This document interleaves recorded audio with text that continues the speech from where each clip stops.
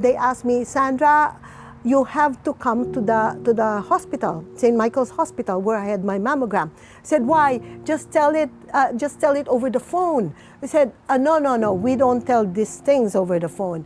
You have to come to the hospital because you need a biopsy.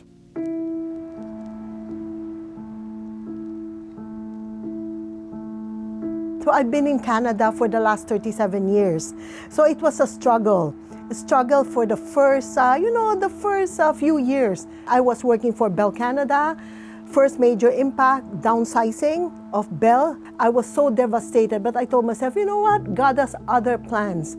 The end of 2006, probably around October 2006, here comes Bank of Montreal offering me a job. So you know what, I accepted it. So and then a month later, it was just a general checkup. My doctor told me, Sandra, do your medical checkup. And then finally my doctor, when was the last, did you ever had a mammogram? No, I never had mammogram. That was 2006 already.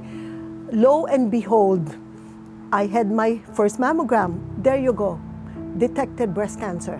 Positive through the biopsy.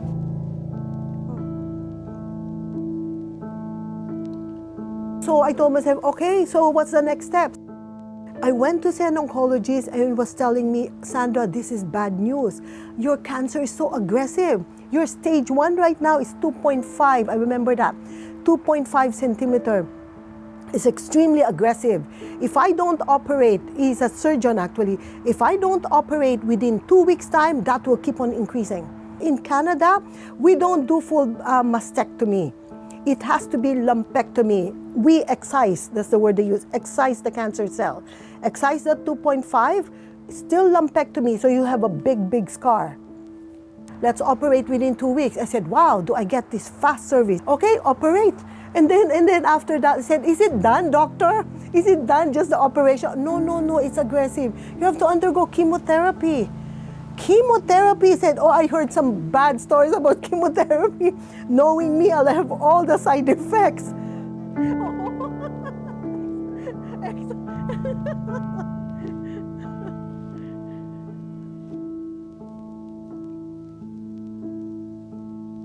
6 chemo cocktails. I didn't even know the word cocktail.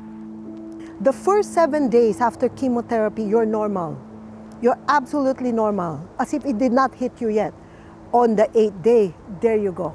All the side effects you can imagine.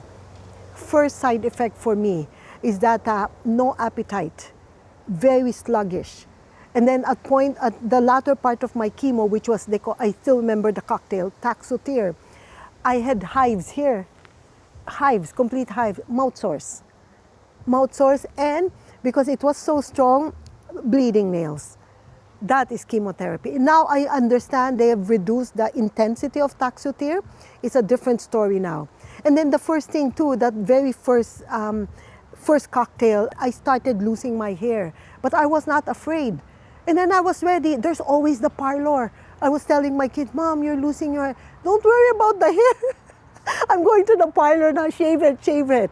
But guess what? Within 5 days, full recovery. So that's the first 7 days, and then 5 days. The last week is that you start to relax. And then finally, you're called for the next appointment of chemotherapy. So you had to do this 6 times.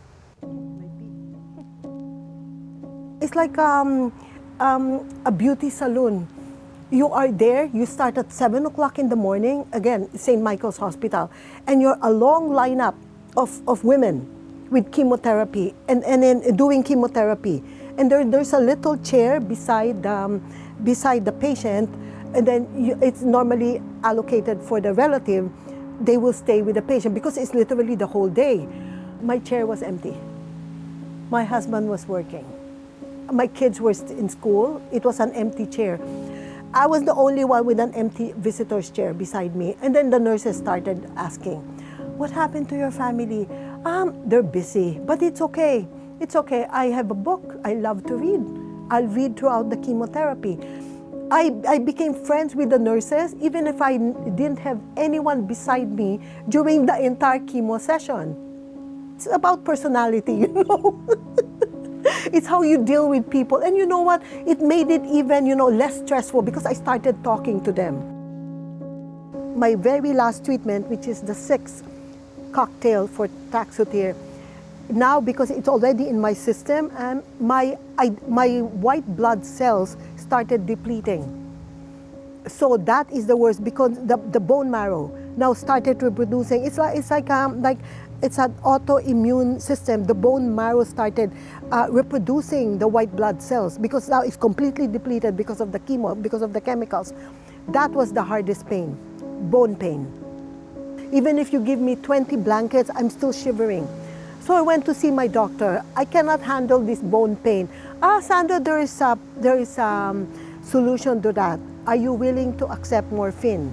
They gave me very, very tiny milligram, 25 milligram. So I started taking it for 2 weeks. On the third week, I was having nightmares because of the effect of morphine. I said, oh my gosh, finally I went to the doctor. Thank you for the morphine. I think I'm gonna survive. I cannot handle the nightmares. And then, you wouldn't believe it, my bone pain subsided. It literally subsided, as if it's back to normal. I said, oh my gosh, I survived this. And that was it. I graduated from this chemotherapy. I said, oh my gosh, I graduated. It's been a long journey, the 6 months. And then the doctor said, Sandra, it's not over. What do you mean it's not over? Because it's aggressive. You have to go for radiation treatment. Princess Margaret. I was so exhausted. 7 o'clock, I'm there for my radiation. It's a 5-minute zap. Nothing. But there's a burn. It burns it. Yeah, so I was doing that for another 6 months. Oh, there. Perilito, that's my baby boy. Perilito, down. Down, good boy. Good boy. If my kids are traveling, ito yung companion ko. Laging kasama ko yan. Kapag nag-garden, everything. 1 year already elapsed.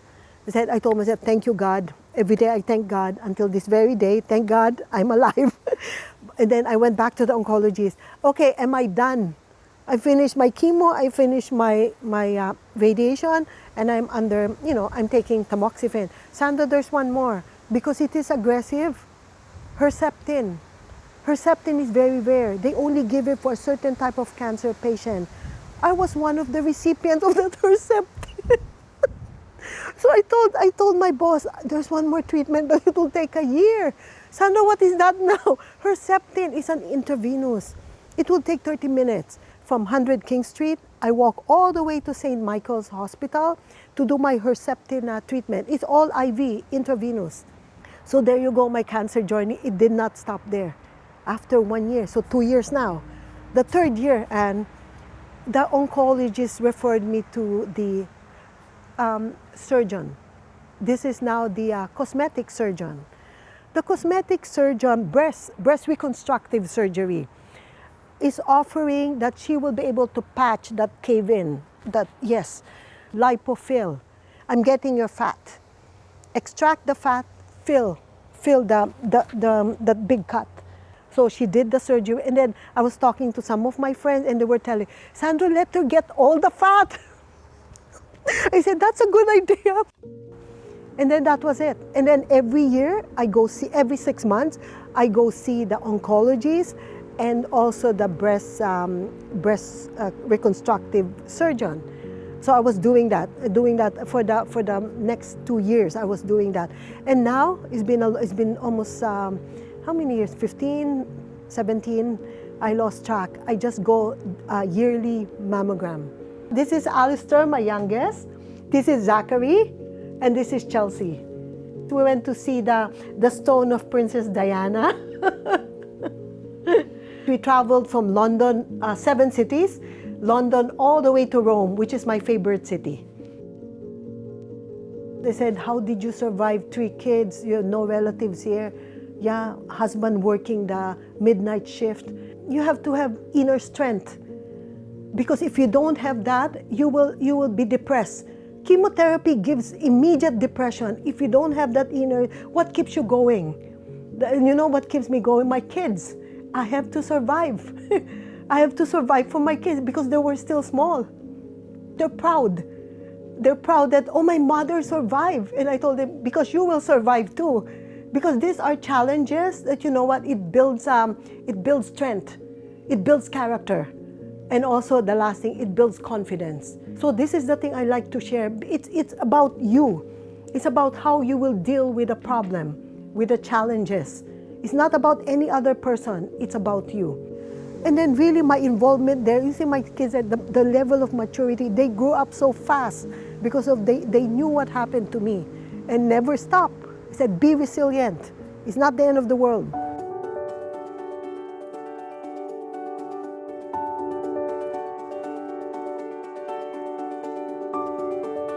I think the important thing about breast cancer is that awareness is key. You know it's existing. Don't deny breast cancer. Another thing too, which repeatedly they tell, early detection is key. If they did not detect me, it would have been stage 4. Women here, we have free medical services. Be part of your yearly medical checkup. That's why I like my family doctor. He was telling me, Sandra, always once you hit that stage, 35, right? 35. Unless you're feeling already something strange, then go see the family doctor. At the hit of 35, immediately request already, it's free. You know what? Take advantage, avail of the services of the Canadian government. Early detection. And mammogram, they can schedule your mammogram. It doesn't mean you will have cancer, but still, you're protecting yourself. Peace of mind. My cockatiels. The moment I got hit by cancer, I'm gonna survive this. Condition your mind conditioning already, eh? I'm gonna survive this for my kids, for myself. Yeah. And I told myself, you know what? I came here to Canada because I think I still have a goal to attain. I still have a destiny to reach.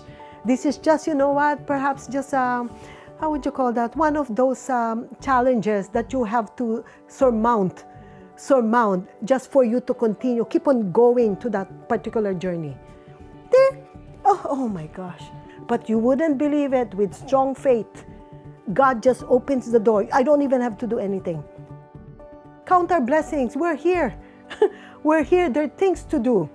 There are things that you can accomplish on your own. Find a hobby. That's number 1.